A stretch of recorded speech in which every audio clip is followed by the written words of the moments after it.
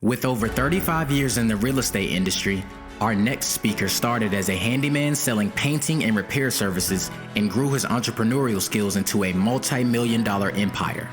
His inspiring rags to riches success story centers on hard work, faith, and perseverance. He is also the founder of Multifamily Monopoly, an educational platform that offers resources for investors and non-accredited investors to start or further their knowledge in multifamily development and ownership. Audience, get ready for our next guest speaker, Mr. Alvin Hope Johnson.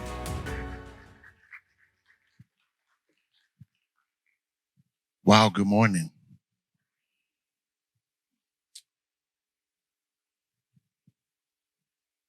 Man, that guy there. You know, we're here today to talk about endurance and how ironic that I get to share something that I believe that was about 6 months ago put on my heart that was probably one of the words that spelled out my life was endurance. You see, today you look at me and I look like this, and I solve problems for rich people and wealthy people and high income earners by creating opportunities for them to invest in multifamily apartment communities across the country. You think I probably got it all together. I promise you I don't. The rags to riches story that thing talked about, wow, look, some of those pictures up there are of me at work, but it wasn't that long ago that I can remember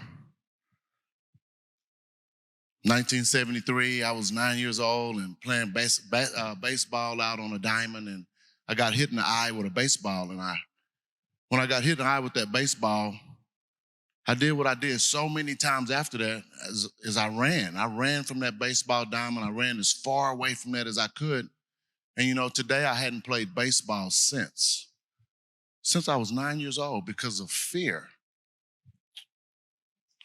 Fast forward past that fear, and I find out that there was a time where shortly after that baseball diamond experience, I was in a place with both my parents, mom and dad, and we were at a family friend's house, and everybody I loved and trusted was there, and except one guy that was not so friendly, where he actually got me alone in the bathroom and sexually assaulted me. And I thought I was chosen at that time. I wondered why he picked on me. Fast forward 50 years later, man, or 45 years later, I pick up the phone a couple of months ago and call my godbrother and tell him about what happened to me then. And I tell him about this experience I had very recently where it was made known to me what happened to me. And I told him, I said, this happened. He said, Alvin, you're not special. That guy had done that to all of us in that room that day. But the thing that stuck out to me was that when I asked him, had he ever shared that story with anybody, he told me he had never told it. He and his brothers were also victims of this guy, and he never told that story. They never even talked about it. So the thing that bothered me about that, or maybe encouraged me about that, was God chose me to touch them, to talk about that, so that maybe other men that had gone through that experience would be able to open up and heal. So you talk about endurance. I had to go through something that I had no idea how it was going to affect me when I went through it.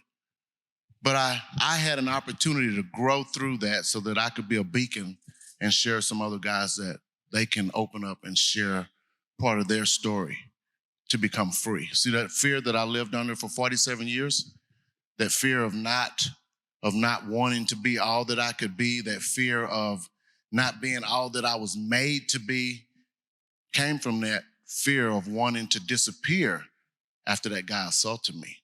So when it all came together and that fear has dissipated, and I've been encouraged because I've endured and because God has blessed me to be here today, I can talk about it freely and openly without any shame. And it's so, I'm going to share something with you guys. Is when Devin talked to me about doing this today, I really have been laboring over what I was going to share. And so I looked at my Bible app and I just put in walk on water, we're at the WOW conference, to walk on water. And I saw several things that I want to share with you really quickly. And the ones that stood out to me were Matthew 14:28. Then Peter called to him, Lord, if it's really you, tell me to come to you, walking on water. 14:29. Yes, come, Jesus said. So Peter went over to the side of the boat and walked on the water towards Jesus. But when they saw him walking on water, they cried out in terror, thinking he was a ghost. Matthew 14:26, when the disciples saw him walking on water, they were terrified. In their fear, they cried out, it's a ghost. But the first two that I read, Peter called to Jesus and said, Lord, if it's really you, tell me to come. Jesus said, Peter, it is me. And Peter got out of the boat and walked on water. There was another reference.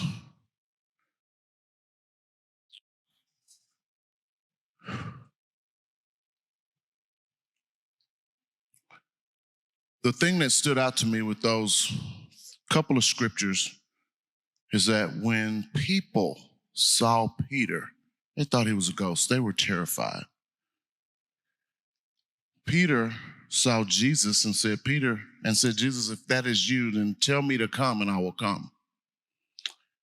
Some of the experiences that we're going to have to endure are going to require us to do things that other people don't see, that only we see. Some of the things that we're going to have to endure will make us feel like we're walking on water where nobody else has done it.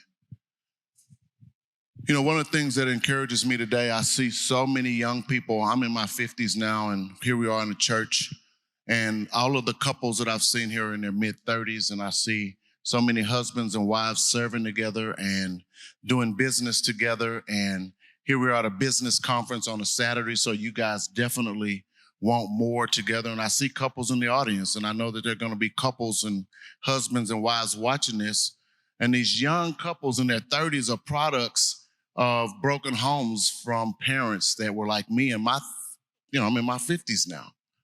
And so the encouragement that I want to give to you, young couples and you guys and women that are not married yet, is that to just endure whatever you're going through, man. This marriage thing is really tough, especially when you're intertwined in entrepreneurship. We think we all want to be bosses and we want to have a business, and there's so many hacks and shortcuts to do business the right way. But I tell you, the thing that is most important, you'll wake up in your 50s and 60s and wish that you had done your families better and wish that you had done your kids better. And you'll look back at all of the things that you thought you were doing to create generational wealth, and some of it has worked and some of it hasn't. I just encourage you to put God first, and then put your families second, and all the business things and all those other things will come to you. There are two great days in a man's life, my opinion. The day he was born and the day he figures out why he was born. And when you figure out why you were born and you have a spouse and you guys are supporting that, then man, I tell you, that mission to fulfill what God has called you to do is so much better.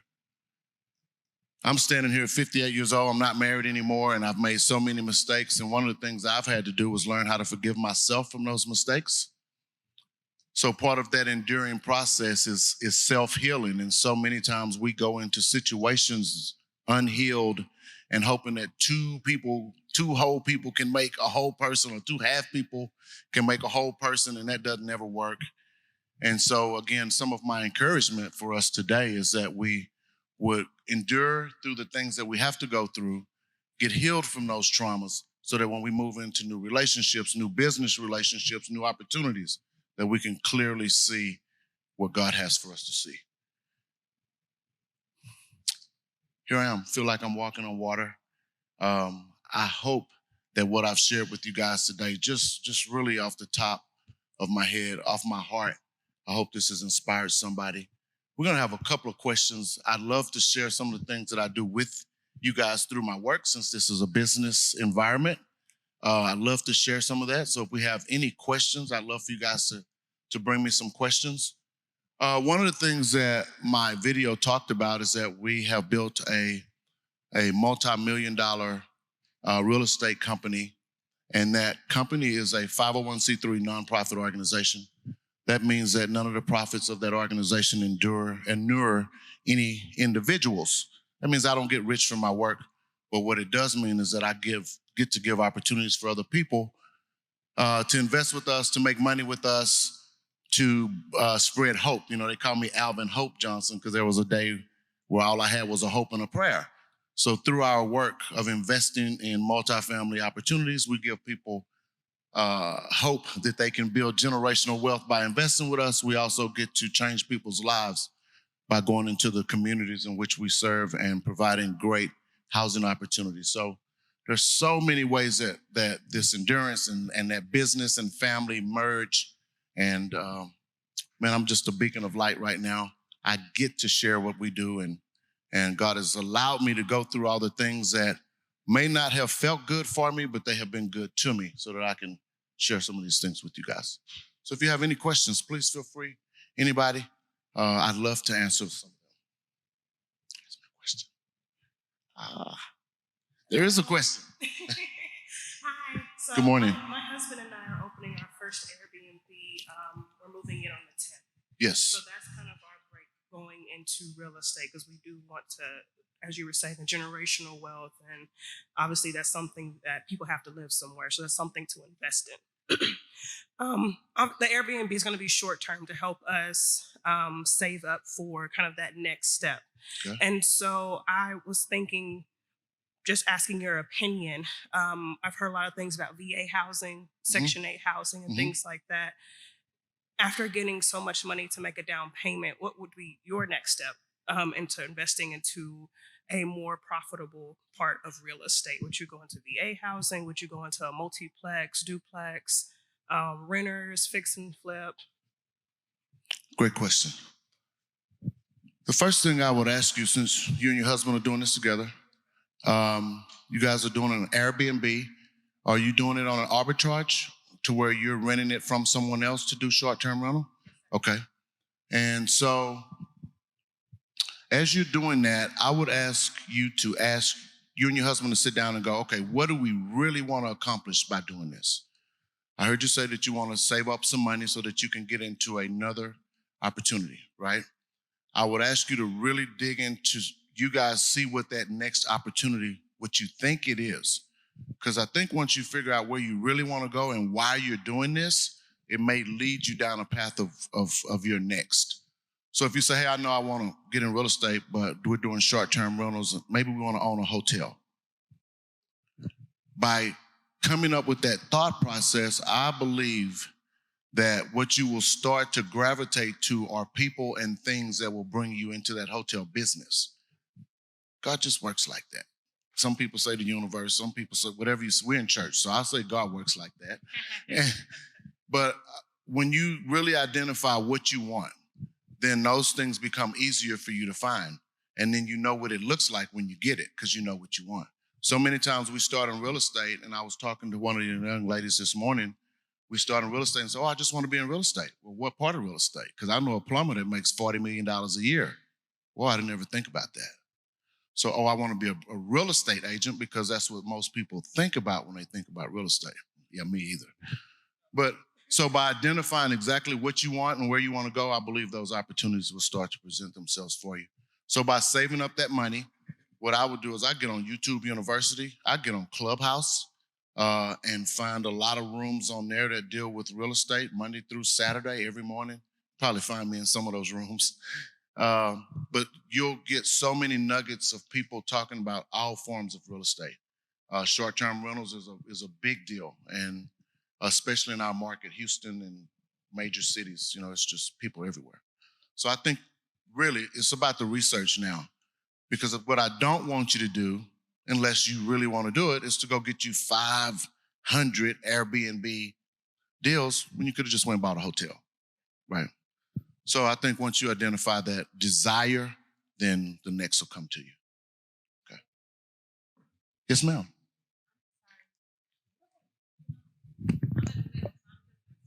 She'll get you the mic. Thank you. Why do you do what you do, and what made you decide to begin this project or this business? Why do I do what I do? Oh, that's a good question. Really, it's all I know how to do. When I graduated high school, I learned how to paint houses. And so from painting, I became a paint contractor. From paint contracting, I got into general contracting. General contracting led me into building houses. Building houses led me into the mortgage business. The mortgage business led me into so many other opportunities. But I'll tell you, the thing that changed my life, and wow, 2008, 2009, I was volunteering for a guy that has 16,000 units of apartments. That's a lot. I mean, that's like $2 billion worth of properties. And I met him 3 years prior because I had started my own nonprofit. And what I wanted to do, I had made a lot of money in the mortgage business, and I saw people getting in trouble with mortgages that they didn't understand. So I started educating my clients on predatory lending and things like that back in that time.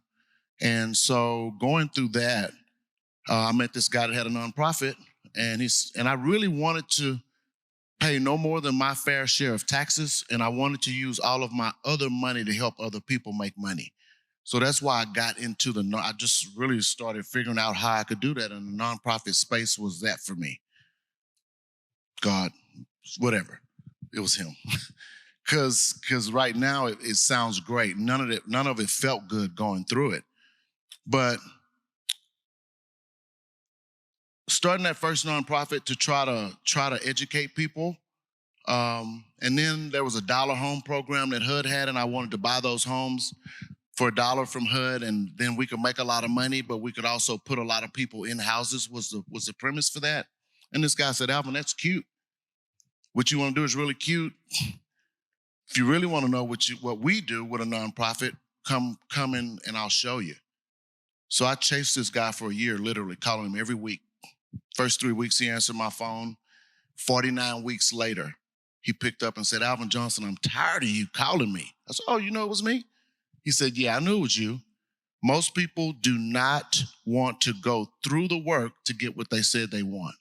He said, "Because you've called me consistently, come to," where he was, Amarillo, Texas. I stayed there. He said, "I'll put you up for 30 days. So I went and packed a suitcase as big as half of this stage. You know, it's big, all my clothes. And I went there for 30 days, but with an idea that I was never going back home because I knew this guy had something for me. And so after volunteering for him for 30 days, it turned into 90 days. I created enough value where he started paying me to stay there. And that 90-day volunteerism turned into 13 months. 13 months later, to the day he died, and I became the president of this $2 billion company. With me being the president of that company, it was short-lived. It was 2 years. I was put there to run it through a bankruptcy program, and I got all of this information. I didn't go to college, man. I'm barely graduated high school. My mom and them were teachers. I wasn't dumb. I just didn't apply myself because I didn't think anybody could teach me anything. That's how smart I was. I had it all by the tail. I was 19. I was a millionaire by the time I was 20. I was broke by 22. And all of those things through real estate led me to volunteering for this guy at 44 years old that had this great amount of wealth and all of this influence. And when he died, I saw how quickly life changes for everybody around when there's no succession plan. So I learned so much through this, how to operate a $2 billion business. I learned how to unwind a $2 billion business with some of the smartest attorneys in the country because they were all making $1,000 an hour. They all went to Harvard and all those big law schools, so they were all working for me, a guy that just finished high school. But going through all of that experience, I learned that there was a big gap in between quality housing and non-quality housing. And because I had the experience from the construction and the lending and now the lending and the ownership, and I saw all of these different areas, maybe God saw fit to leave me here and do this so that I can, man, we go into neighborhoods. We used to buy the worst apartments in the area, 200, 300, 400 units, and fix them up and make them the best complexes to live in because people used to have to live there, and now they get to live there. And now we've taken that thought process and gone and said, man, we can go build 20,000 units of new apartments in 5 years. And the way we can do that is by employing, first of all, we've built systems in place. So I'm just this guy that thinks like this. And all of these people that have come alongside me, they feel like that they have been doing what they have been doing their whole career, waiting for this day. So we all hear this, there's, what's the old saying that, it'll come to me. But you ask me why I do what I do. God put me here, allowed me to be here. I've done all these things to be here. All of these other people that I didn't know anywhere from all over the country have been doing their little things. And when I said we're going to go build 20,000 units of apartments in 5 years using the best technology on the planet, all these people just started showing up and they want to work with me.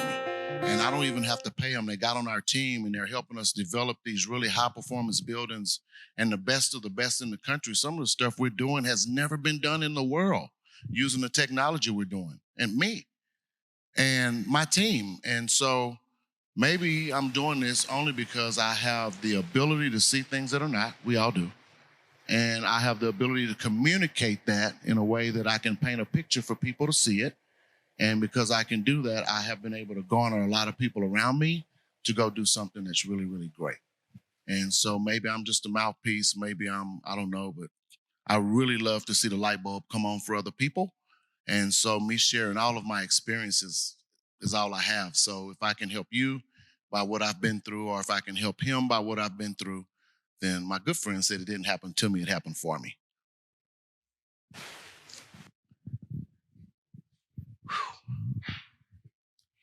Can you talk a little bit about like the endurance you've had to face with like doing the renovations to now developing and using the type of technology that you're using?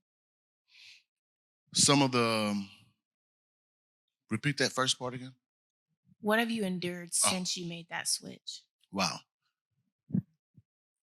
The question was, what have we endured since we've decided to go from being this guy that we would go buy these old apartments to building new apartments? It's easy to tell people, hey man, we're gonna go build 20,000 units in 5 years. It's easy to say that. It's easy to say I only need $10 million per development. So there's only 100 developments with 200 units in it. For each development, I need $10 million cash. It's easy to say that. And if I say it long enough, people will start listening. And they'll say, well, how can you do that? It's one at a time. But some of the things that I've endured, a lot of ridicule. That guy can't do that. He can't do it. He's never even built an apartment complex before. Peter never walked on water before either. Ridicule. I was talking to one of my friends in the parking lot before I came in this morning. I've last couple of years, I've been really praying that God can use me. So funny, I'm in the church this morning. I told my mom I would never be a preacher. She said I have preacher's hands. I'm not a preacher. I'm just talking from church. But I was talking to my friend Don in the car this morning, and he and I had not a disagreement. He was really upset this week. Something happened on one of our deals, and he told me it was my fault. Well, I didn't see it that way. Of course I did. But being the person that I want to be, I had to try to see it from his perspective. So looking at it from his perspective, I had to call him, or I chose to call him this morning and apologize to him. Even though I didn't agree that it was my fault, I apologized to him just so that I can make sure that I kept our team together, because what he saw was his reality, whether I saw it that way or not. So some of the things that I've endured really have been more on the inside of me than on the outside. I've had to change to be the person that I want to be, to go where I want to go. What got me here won't get me there. And I had to realize that. And I had to endure. Man, I tell you, it's been about a month now, I did a TED Talk about the things that men don't talk about. And I shared my piece of that little story that I just talked about. And to get ready for that, for me to be able to stand up here and talk about that with a smile on my face required me to do some really, really heavy therapy sessions. And those therapy sessions, man, were 2 and 3 and 4 hours long, 2 or 3 days a week. And I didn't think I liked to talk to people that much, and I really didn't think I had that much to talk about. But as these questions started coming out, it was almost like a purging of all kind of things, emotions and everything that was in me to come out of me to get me here. So the things that I've endured, again, have been more things on the inside of me that I had to go through or grow through to get me to where we want to go. So the public ridicule doesn't bother me that much at all. I think people are just saying that we can't do it because they know they can't do it and they're not willing to try it. But the internal work has been the part that has been the most rewarding and the hardest, because nobody likes to put themselves through traumatic situations, and we've lived through it once, and in order to live through it again, to share it is really different. So I think that's the biggest thing. And you know, and learning, and that's going through those things of enduring to be able to be here. Again, I said I've made a lot of mistakes, but what I've had to do mostly was learn how to forgive myself. I had to learn how to love myself. Wow, yeah. I learned that I had abandonment issues through all of those things. So all of these, 9-year-old getting hit in the baseball eye with a baseball and quitting. I learned how to quit early. And so anytime something tough would come up in my life, I would quit. I quit marriages, multiple marriages. I quit because it got tough, because I didn't know how to deal with the situations or the trauma that I'd been through. So I would quit here when it showed up, and then I'd go over here and I think it'd be great. And then guess what? I didn't get it over there, so I'm gonna get it here. So the same thing repeats itself. And because I never dealt with it over there, then I'm dealing with it here. And so this situation didn't work out. So then I wind up running from that, and then I wind up over here. And, I ran so much, man, I ran into a brick wall and said, man, it's not even worth living here. Tried to kill myself, put a 38 to my head, and the gun didn't go off. And took a bottle of nitroglycerin pills and woke up 10 days later in the hospital and went, man, you couldn't even kill yourself. You are a loser. Yeah, I mean, you wake up and go, I tried to kill myself. I am a loser, and I'm still here. And so from that experience, I realized that I can't be defeated. God has already told me who I am. And then I had to start to believe that.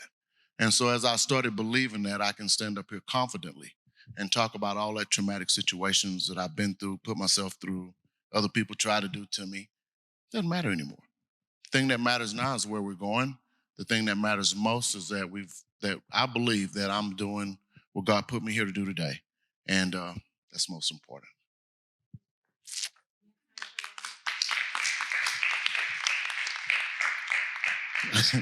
Business Icon. That was the name of my first mortgage company, Icon Mortgage. Wow. All these nice things that people say about me, I used to not even be able to look at that because I didn't have enough self-love to be able to hear it. So, yes, ma'am. Hello. Hello. Your story is so inspiring. I have to tell you, if you decide that you want a mentee,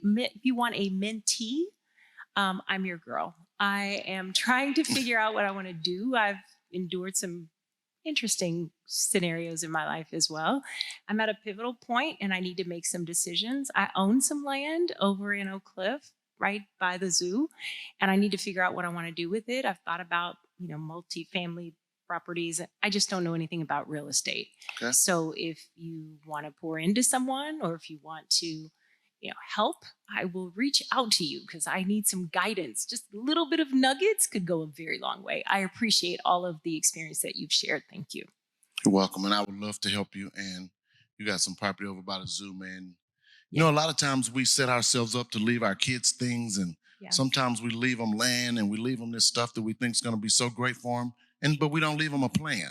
That's exactly so all we did was what we leave them a mess. Lots of property, And, and I'm not selling it because. But you're in a perfect something that my situation dad that gave. yours is in a really great spot. So Yes. I'd love to help you. Thank you. Yes, ma'am.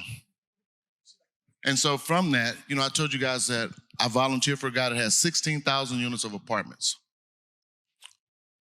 Over $2 billion in value. No succession plan. He was 56 years old. Wow, I'm older than he was. I don't know if he thought he'd live forever, but he didn't have a succession plan. And that company went up in smoke. Bankrupt. All the properties went away. Several hundred employees got transitioned. So whatever you're doing and getting all this wealth and getting all this information and whatever you're trying to do, just please make sure you have a succession plan. That's for your family, that's for your business, that's for your personal, for your checkbook, for your social media. Just tell somebody who can get in it. It's really that important. Any more questions? Yes, sir. Well, I was just asked to help out.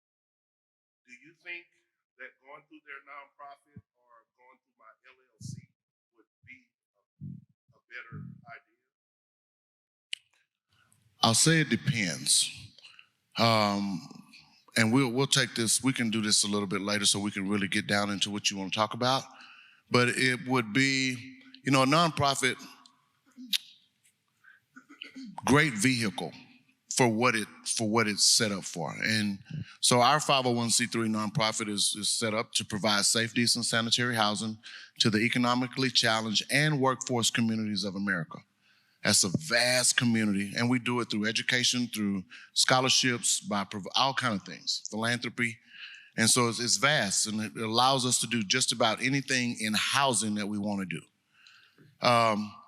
So if you have a mission for your nonprofit that is similar to that, then and your project meets some of those guidelines, and it could be a great vehicle for that. The LLC gives you the ability to do it to where if you're not going to hold it and you just want to do it and make money and do some other things, and it gives you a little more flexibility. So I think it's really purpose-driven before you decide that, yes, this is a nonprofit vehicle deal, just because of what you want to do with it long term. So feel free to connect with me after this, and I'll help you any way I can. Okay. Any more questions? All righty, Alvin Awesome. Hope Johnson, everyone, thank you so much for your attention, for your time, for opening up your hearts to us on this Saturday morning. We appreciate you so much. And I know more people are going to want to get to know you. So you guys, this is the day to network. Come snag his ear for a moment and tell him what you wanted to ask, or share your stories and share with each other the community that we're trying to build here on the WOW Conference. Thank you so much. Alvin Hope Johnson.